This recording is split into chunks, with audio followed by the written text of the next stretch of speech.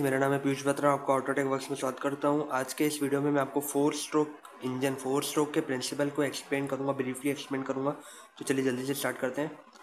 Stroke सबसे पहले हम पढ़ते हैं स्ट्रोक क्या होता है। आपको तो मालूम है कि सिलेंडर के अंदर पिस्टन रेसिप्रोकेट होता है, टीडीसी से बीडीसी या बीडीसी से टीडीसी। तो स्ट्रोक उसे कहते हैं कि अगर पिस्टन एक बार टीडीसी से बीडीसी जा रहा है या बीडीसी से टीडीसी आ रहा है, ऊपर से नीचे या नीचे से ऊपर आ रहा है, तो एक उस मोशन को, पिस्टन के एक मोशन को स्ट्रोक कहते हैं। तो फोर स्ट्रोक प्रिंसिपल बताता हूँ मैं क्या आता है आपको। फोर स्ट्रोक प्रिंसिपल में 4 स्टेजेस होते हैं। पहला होता है सक्शन स्ट्रोक, सेकंड होता है कंप्रेशन स्ट्रोक, थर्ड होता है पावर स्ट्रोक, फोर्थ होता है एग्जॉस्ट स्ट्रोक।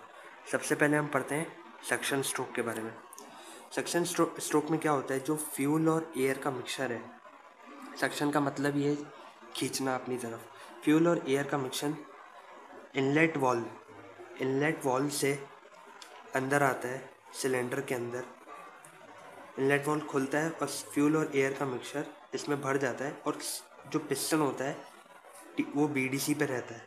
टीडीसी से बीडीसी की तरफ जाता है, मतलब भी बॉटम मोस्ट पोजीशन पे पिस्टन होता है। और इस पूरे चैम्बर में सिलेंडर के अंदर फ्यूल और एयर का मिक्सचर होता है। तो सेकंड स्टेज होती है कंप्रेशन स्ट्रोक।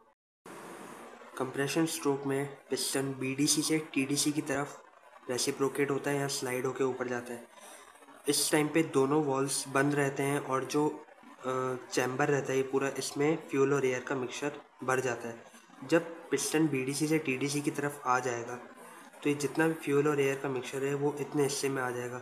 अगर डीजल इंजन होगा तो डीजल इंजन का फायर पॉइंट काफ़ी कम होता है। तो ये जो फ्यूल और एयर का मिक्सचर है जब कंप्रेस होगा तो टेम्परेचर बढ़ेगा और खुद ही इग्नाइट हो जाएगा। अगर पेट्रोल इंजन होता तो पेट्रोल इंजन के केस में इधर एक स्पार्क प्लग लगा रहता है। कंप्रेशन के टाइम वो स्पार्क प्रोड्यूस करता है, फ्यूल और एयर के मिक्सचर को बर्न करता है, और वो इतनी पावर जनरेट वहाँ पर हो जाती है कि वो पिस्टन को नीचे की तरफ धकेलता है बीडीसी की तरफ, और आगे की प्रोसेस कंप्लीट करता है। सेकेंड स्टेज आता है पावर स्ट्रोक। पावर स्ट्रोक में क्या होगा, जो फ्यूल और एयर का मिक्सचर होता है, कंप्रेशन स्ट्रोक में टीडीसी पे था, फ्यूल और एयर का मिक्सचर यहाँ था, यहाँ पर जलने के बाद जो पिस्टन है वो टीडीसी से बीडीसी की तरफ आ जाता है, क्योंकि वो इतनी पावर प्रोड्यूस करता है। फ्यूल और एयर का मिक्सचर, जो गर्म गैसेस होती हैं वो उसको धकेल देती हैं, और ये जो फोर्स होता है ना, कंप्रेशन स्ट्रोक के टाइम जब ऊपर जाता है ना, उसके 5 गुना ज़्यादा होता है ये फोर्स। तो जब ये नीचे जाता है तो आगे क्रैंकशाफ्ट रिवॉल्व करता है और आगे की प्रोसेसेस होती हैं। इस टाइम पे भी दोनों वॉल्व्स बंद रहते हैं, और जो हॉट बर्न्ड गैसेस होती हैं, जो जली हुई गैसेस होती हैं, वो उसको नीचे धक्का देती हैं। इसके बाद आता है फोर्थ स्टेज, जो कि है exhaust stage, exhaust stroke. Exhaust stroke में क्या होता है, जब भी फ्यूल और एयर का मिक्सचर, जो इसमें बर्न्ड गैसेस, जली हुई गैसेस होती हैं, वो होती हैं, और पावर स्ट्रोक के टाइम बीडीसी पे आ जाता है पिस्टन, और इसमें पूरे में क्या भरी हुई है, जली हुई गैसेस। अब इनको निकालना भी ज़रूरी है। इस टाइम पे एग्जॉस्ट स्ट्रोक जैसे ही शुरू होता है या पावर स्ट्रोक जैसे ही ख़त्म होता है, ये एग्जॉस्ट वाल्व खुल जाता है, और जितनी भी जली हुई गैसेस हैं सब बाहर निकलती हैं, क्योंकि पिस्टन बीडीसी से टीडीसी की तरफ आने लगता है। ऊपर ये ऊपर आएगा, सारी जली हुई गैसेस बाहर निकल जाएंगी, और साइलेंसर और जो आगे एग्जॉस्ट जो प्रोसेस होती है सब हो जाएगा।